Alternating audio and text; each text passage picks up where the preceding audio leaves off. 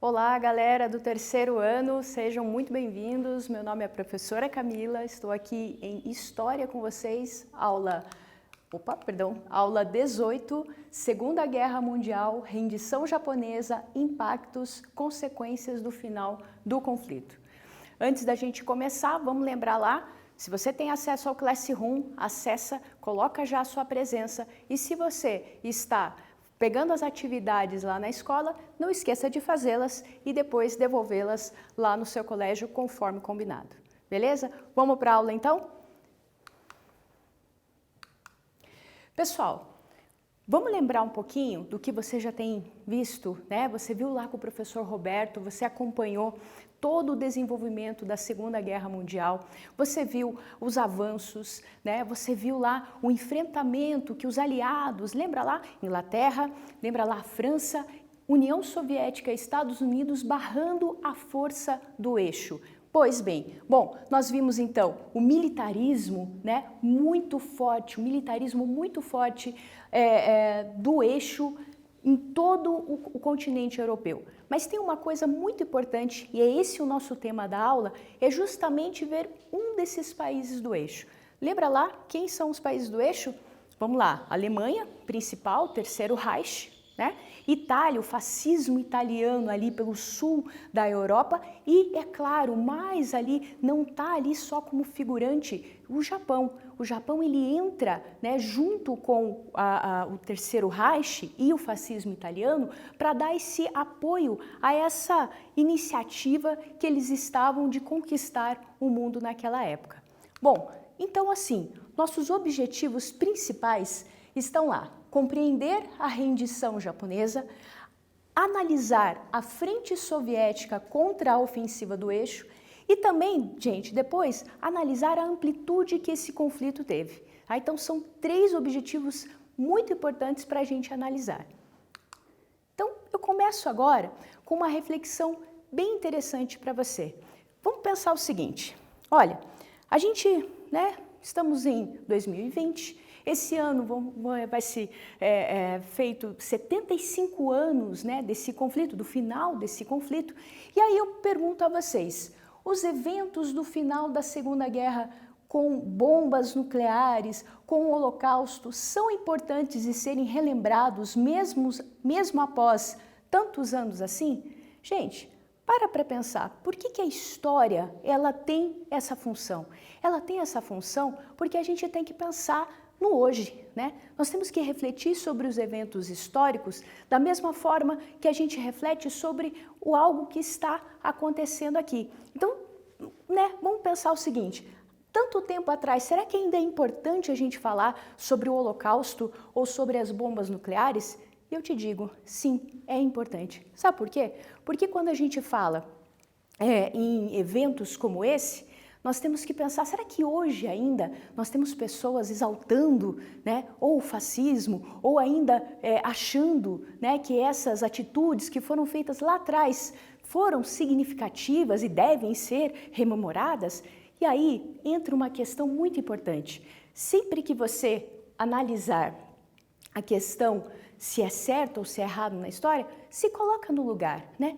Imagine se fosse você, um grupo, né? Vamos imaginar o seguinte, que no teu colégio, vamos pegar o teu colégio, de repente o colégio todo começa a fazer um tipo de bullying, de preconceito contra a turma do terceiro ano. Você ia se sentir bem? Claro que não, né? Mas agora vamos imaginar uma outra situação. Se no mesmo colégio, o pessoal, né, vocês combinassem lá, e a galera começasse a ter preconceitos contra o segundo ano, como que você se sentiria, né? Quando a gente tem esse juízo de valores, a gente sempre precisa pensar, e se eu estivesse no lugar daquelas pessoas? Então, na aula de hoje, nós vamos ver exclusivamente sobre a questão das bombas nucleares e na aula seguinte eu vou ver com vocês com mais calma a questão do Holocausto. Tá? Então vamos lá, eu trago para vocês aqui, para a gente pensar um pouquinho, uma foto, né? Uma foto muito interessante de uma homenagem realizada lá na cidade de Hiroshima, essa foto aqui é do ano passado, né? Então aqui uma jovem coloca lanternas, né, em homenagem, né, à ancestralidade, né, daquele povo, e ela homenageia, né, as vítimas do Holocausto. Mas o mais interessante disso tudo é a fala que eu trouxe aqui para vocês, a fala do prefeito da cidade. Vamos acompanhar. Então tá aqui, ó. Para enfrentar nossas circunstâncias atuais e conseguir um mundo pacífico e sustentável, devemos transcender as diferenças de status ou opinião. Para consegui-lo, as gerações vindouras não devem desprezar os bombardeios atômicos e a guerra como meros fatos do passado. Nós, eu digo nós, enquanto história, filosofia, sociologia, vamos sempre cobrar de você a reflexão e a empatia sobre o passado. Se você pensa o teu hoje e você analisa, você não vai cometer os mesmos erros. Evidentemente, a gente vai errar. O ser humano não aprendeu muito bem, não lida muito bem em aprender coisas. Veja bem, se tivéssemos aprendido o caos que foi a Primeira Guerra Mundial, evidentemente não teríamos a Segunda.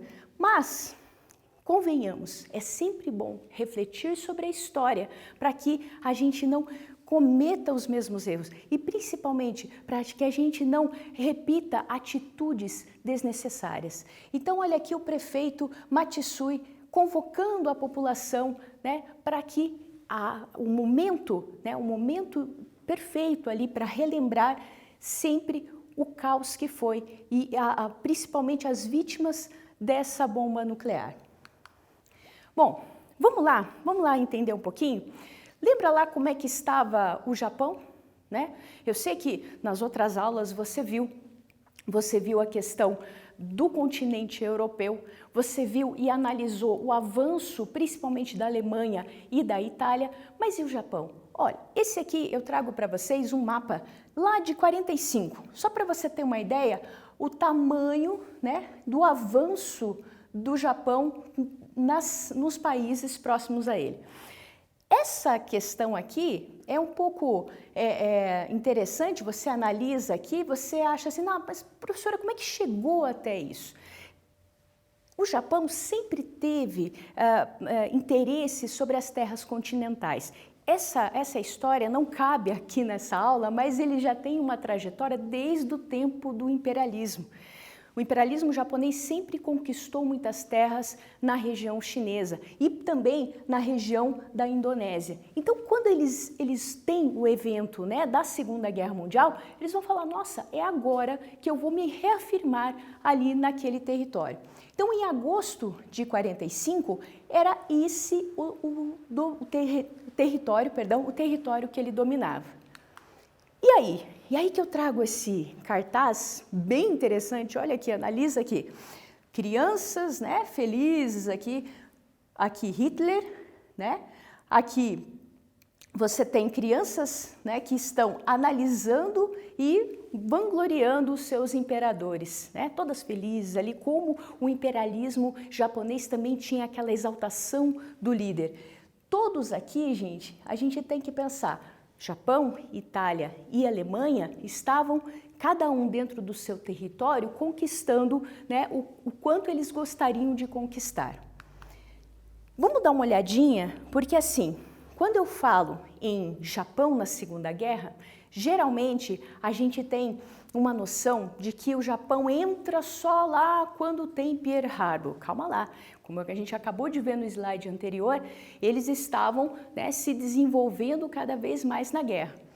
Claro, quem que vai ter o primeiro grande enfrentamento serão, né, os Estados Unidos.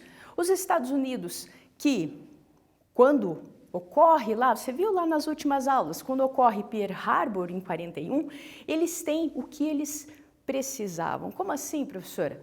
Meu caro, você está no terceiro ano, você já sabe, você já viu muitos conflitos, não dá para você analisar a Segunda Guerra Mundial achando que estava todo mundo ali inocente naquela situação, muito pelo contrário. Principalmente Estados Unidos, eles, lembra lá a Primeira Guerra Mundial, como é que eles saem da Primeira Guerra Mundial? Eles saem favorecidos, eles saem credores dos países europeus. Então, entrar na Segunda Guerra Mundial, o estopim para eles tiveram com Pearl Harbor. E aí, o Japão, né, que dominava aquela região da Indonésia e também do Pacífico, era uma estratégia também para eles atacar pelo Pacífico. Em maio de 42, já sabendo que o Japão estava avançando, Estados Unidos já intensifica aumenta, né, as ofensivas submarinas, porque eles perceberam, os japoneses, além da frota aérea, que uma representação, né, dos kamikazes, já vou falar um pouquinho sobre eles, eles já intensificam, então, essa barreira contra os japoneses. Tá? Inclusive, chegam a criar a chamada Operação Downfall, que ela não se efetiva, já vou dar um spoiler, ela não se efetiva por conta das bombas nucleares, mas eles já tinham a prevenção, né? Se o Japão avançar mais um pouco, nós vamos atacar por terra. O interessante é notar que o Japão, gente, você tem que também relembrar aí um pouco do seu conhecimento básico sobre o Império Japonês. O japonês, né, o Império Japonês, ele tem a sua tradição histórica lá no feudalismo deles, na idade deles, né, Idade Média deles, trazida, né, de um espírito de bravura, um espírito de defesa do seu imperador, do seu chefe. Então, o soldado japonês é aquele que entra na batalha lá para guerrear, né, entra lá para matar mesmo, vida ou morte. Né? E aí, gente, por isso eu tenho soldados, né, que vão, em último caso, né, tacar o avião lá no navio se for preciso. Tá? Esses eram chamados kamikazes. Bom, falando ainda dos Estados Unidos, eu tenho aqui então os Estados Unidos a partir de 42 e mais precisamente a partir da rendição alemã que você viu nas aulas passadas, né? A rendição alemã ocorre em maio de 45 e em fevereiro, uns meses antes, os Estados Unidos já se posicionaram. Olha aqui, né? Japão, vocês são os próximos, nós vamos terminar o serviço. Aqui o tio Sam erguendo as mangas e preparado para atacar. Essa iniciativa dos Estados Unidos, como eu falei para você, não seja inocente ao analisar a Segunda Guerra. Ele já estava interessado não somente em atacar, mas demonstrar o seu poder bélico. E quando eu falo em poder bélico, gente, lembra lá dos aliados? Inglaterra, França, União Soviética e Estados Unidos. Inglaterra e França estavam sofrendo a guerra ali, na casa deles. Estados Unidos, aonde era? Na América, né? Onde é até hoje, perdão, na América. A guerra não estava acontecendo na América em si. E a União Soviética? Opa, pera lá. A União Soviética, se quisesse, gente, depois do conflito, poderia dominar toda a Europa. Então, para os Estados Unidos, demonstrar poder ali naquele momento era fundamental. E aí vem o horror da guerra. Infelizmente, é um sentimento que a gente tem de quando a humanidade falha, o ser humano, né, pensa, né, nas suas ambições. Os Estados Unidos atacam bombas nucleares, bombas que, né, sem medida, né, de pensamentos sobre os efeitos reais dela, foram jogadas em 2 cidades camponesas, sem base, né, militar, foram jogadas simplesmente para demonstrar o horror, né, da guerra e quem mandava mais. Vamos para um quiz rapidinho? Então, responde lá. Como os Estados Unidos posicionou-se a partir de 42 em relação à frente do Pacífico?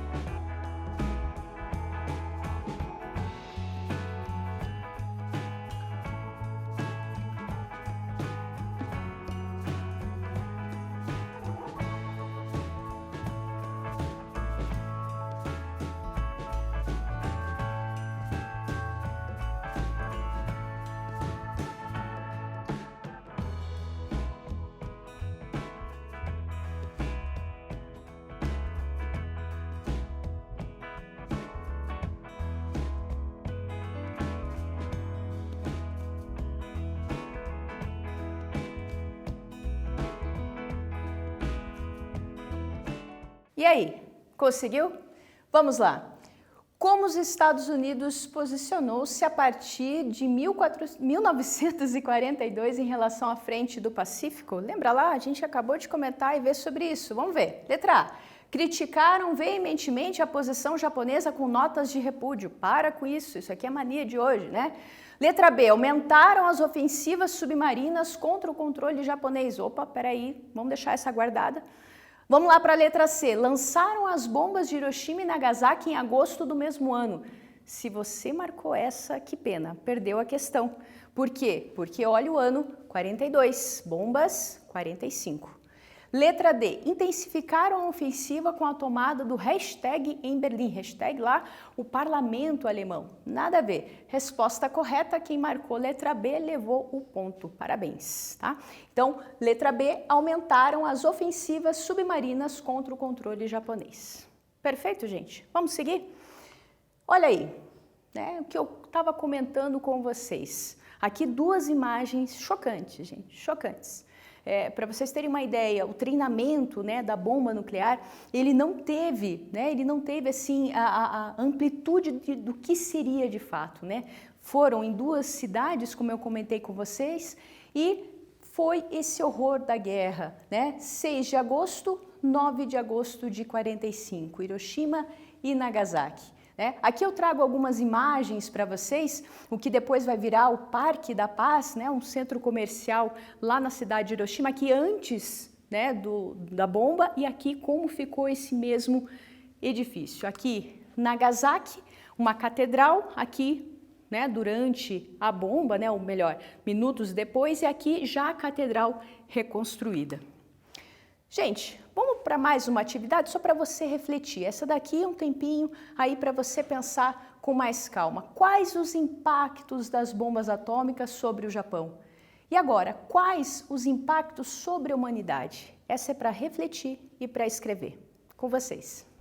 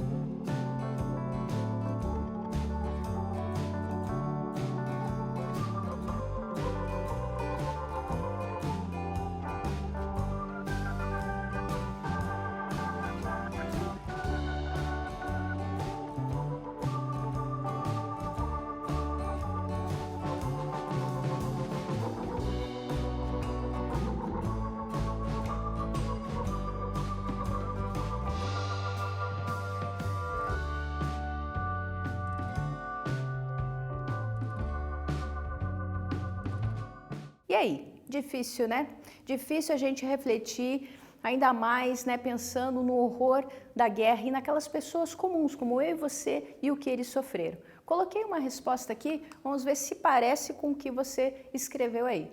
Para o Japão, um efeito devastador, milhares de vidas foram perdidas e outras milhares perecem nos anos seguintes. Além da destruição das edificações japonesas, o mundo passou a conviver com o medo da guerra nuclear. Isso, gente, vai mudar muito o mundo até hoje e futuramente você vai ver um conteúdo chamado de Guerra Fria, que basicamente esse medo sobre uma ameaça nuclear vai ser constante.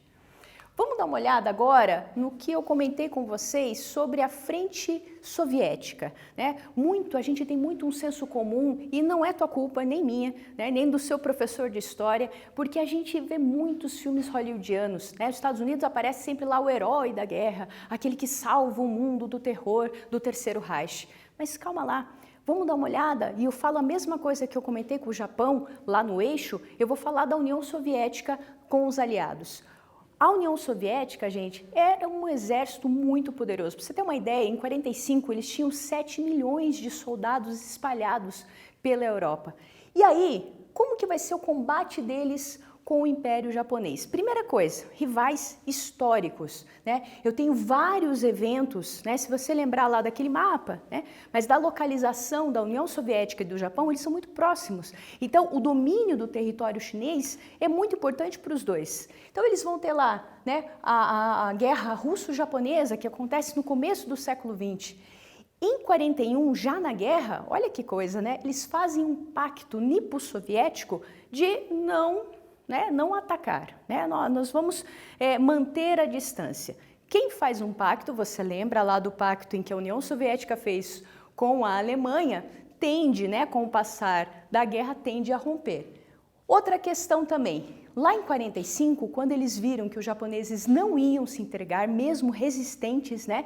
Isso daqui em abril de 45, eles já planejavam, eles falaram assim, olha, se de fato o Japão não se entregar, não se render, nós vamos invadir por terra. Cientes, então, dessa ofensiva, o Japão, lembra lá que eu comentei com vocês, eram extremamente guerreiros, extremamente batalhadores, eles vão até propor para o Stalin, ô Stalin, chega aí, você pode até se render com honra. Para aí, né? Stalin, pare, capaz. Ele não vai se render e ainda vai olhar para aquilo como, né, uma piada.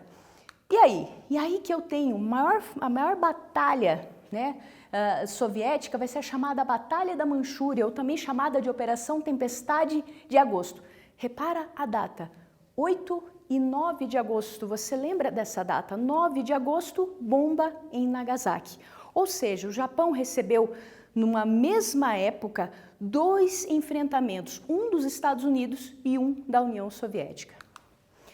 Outros combates, e aí a importância de você analisar e deixar bem destacado aí no seu caderno a questão dos soviéticos.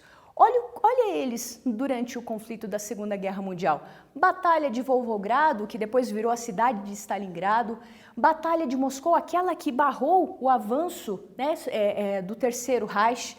A Batalha de Kursk, que é a maior batalha da Segunda Guerra Mundial. 2 milhões de soldados envolvidos entre eixo e aliados. E o principal, acredito eu, né, o cerco que eles realizaram a Berlim, forçando o suicídio de Hitler. Lembre, alguns dias antes, o Hitler sabia, né, que o Hitler sabia que ele tinha que a Itália já tinha caído e ele acaba cometendo o suicídio. Outra foto emblemática, mas isso daqui eu vou deixar para a próxima aula, quando os soviéticos descobrem o Holocausto. Na verdade, quem descobre que o Holocausto estava sendo feito foram os soviéticos. A questão também muito importante, você vai ver isso com o passar do tempo, vão ser os desdobramentos dessa guerra.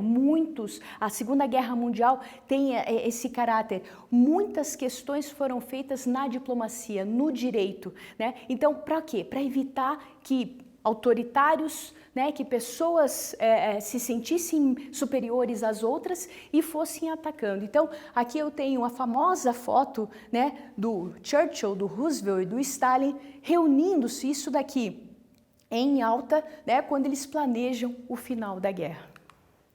Aqui eu trago para vocês, e depois tem mais no aprofundamento do tema, há um momento de rendição, né? Quando, vendo que de fato os soviéticos iam atacar de qualquer jeito, né, os japoneses vão ao USS Missouri, né, uma embarcação estadunidense, e eles assinam, né, aqui embaixadores, né, assinando a ata de rendição. Está aqui a fonte histórica para você analisar e ver as assinaturas. Uma atividade para vocês e agora bem pontual. Apresente pelo menos 2 exemplos sobre a importância do exército soviético no combate aos avanços do eixo. Com vocês.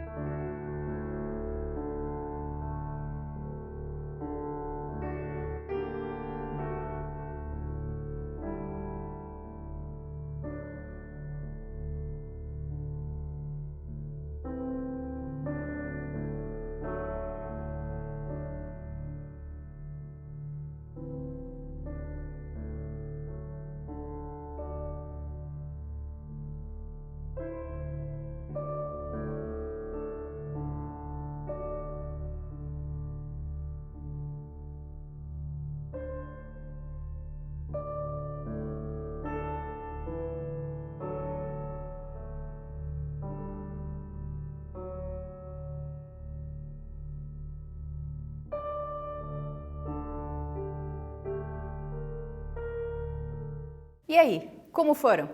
Vamos lá?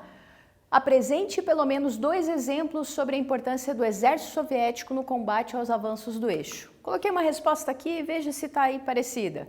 Além de conter o avanço das tropas alemãs na Europa, o Exército Vermelho, como era chamado, tomou frente diante do domínio japonês no Pacífico. A Batalha de Kursk contra o avanço alemão em 43 e a Batalha da Manchúria em agosto de 45 contra o Império Japonês são exemplos do protagonismo soviético.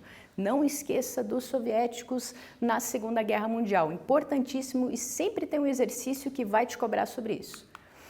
Por falar em exercício, eu vou deixar mais um aqui para vocês, esse daqui, Federal de Santa Maria, muito bom. Preste atenção.